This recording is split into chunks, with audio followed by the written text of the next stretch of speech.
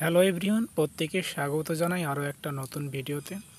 তোমরা যারা এই বছর SMFWB এক্সাম অর্থাৎ state medical faculty of West Bengal আন্ডারে প্যারামেডিক্যাল এক্সাম দিয়েছো, তাদের জন্য আজকে ভিডিওটা খুবই গুরুত্বপূর্ণ হতে চলেছে।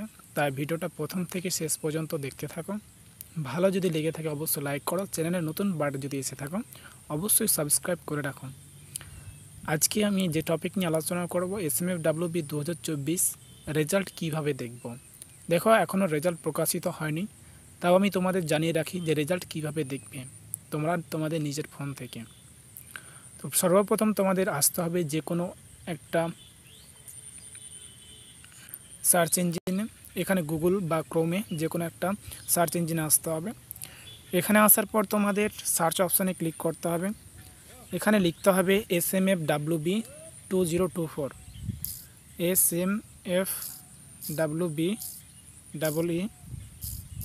2024।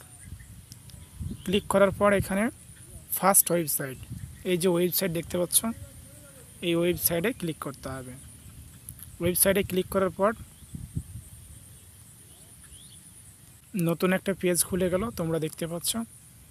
এখানে অ্যাপ্লিক্যান্ট লগ ইন নামে একটা অপশান আছে, এই অপশানে ক্লিক করতে হবে।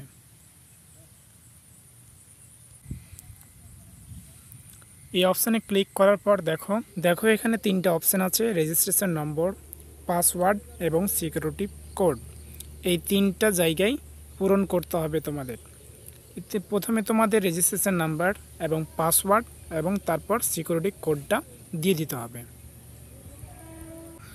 এখানে তোমাদের রেজিস্ট্রেশন নাম্বার, পাসওয়ার্ড এবং সিকিউরিটি কোড দেওয়ার পর এখানে লগ ইন নামে একটা অপশান আছে, এই অপশানে ক্লিক করতে হবে।